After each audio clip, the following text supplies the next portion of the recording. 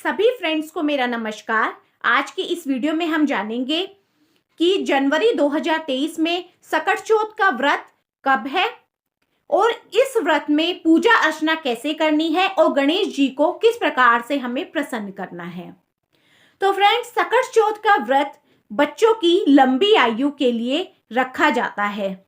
भगवान गणेश जी को अलग अलग नामों से बुलाया जाता है और साल के जिस तरह 12 महीने होते हैं तो हर महीने में गणेश जी की पूजा अलग अलग नाम से की जाती है। तो जनवरी महीने में पड़ने वाले चौथ के व्रत को सकट चौथ के व्रत के नाम से जाना जाता है। अब हम ये जानेंगे कि सकट चौथ का व्रत 10 जनवरी को है या 11 जनवरी को, क्योंकि चतुर्थी 2 दिन पड़ रही है। तो अब सकट चौथ का व्रत उसी दिन माना जाएगा जिस दिन हम चतुर्थी की तिथि वाले दिन रात में चंद्रमा या फिर तारों के दर्शन करेंगे। कहीं कहीं पर चंद्रमा को देखकर अर्घ दिया जाता है तो कहीं पर तारों को देखकर अर्घ दे करके व्रत खोला जाता है। तो 10 जनवरी को दोपहर 12:09 पर चतुर्थी तिथि लगेगी और 11 जनवरी को दोपहर 2:31 पे चतुर्थी तिथि समाप्त हो जाएगी। यानी कि चतुर्थी तिथि 10 जनवरी की मानी जाएगी। तो इसलिए व्रत 10 जनवरी को ही किया जाएगा। यानी कि 10 जनवरी को चतुर्थी तिथि है और 10 जनवरी 2023 को ही सकट चौथ का व्रत है। यह व्रत निर्जला रखा जाता है, जिस तरह करवा चौथ का व्रत रखा जाता है। करवा चौथ का व्रत पति के लिए रखा जाता है, तो वहीं सकट चौथ का व्रत बच्चों की लंबी आयु के लिए रखा जाता है।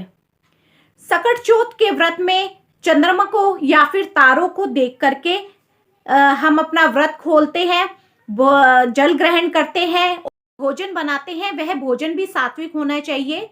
वह भोजन पहले मिनस कर गणेश जी के नाम का हमें पहले घर में किसी बड़े को देना चाहिए या फिर जाकर के मंदिर में जाकर के देना चाहिए, फिर स्वयं भोजन करना चाहिए। पूजा अर्चना के लिए उस दिन हमें एक चौकी पर लाल कपड़ा बिछाना चाहिए और उस पर गणेश जी की प्रतिमा रखनी चाहिए। गणेश जी की प्रतिमा अकेली नहीं रखनी है, साथ में या तो शिव परिवार हो या फिर उनकी पत्नी रिद्धि सिद्धि हो।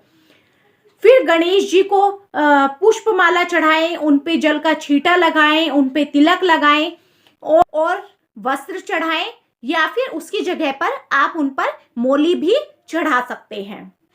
पूजा में दूब अवश्य रखें, साथ में तिलकुट बनाएं या फिर तिल के लड्डू बनाएं और कथा सुनते समय हाथ में तिल व दूब अवश्य रखें। बच्चों को तिलक लगाएं व मोली बांधें। उसके बाद आप कथा सुने और लोटे में जो जल है जो आपने कथा सुनते समय रखा था वह जल आप सूर्यनारायण भगवान को अर्पित कर दें।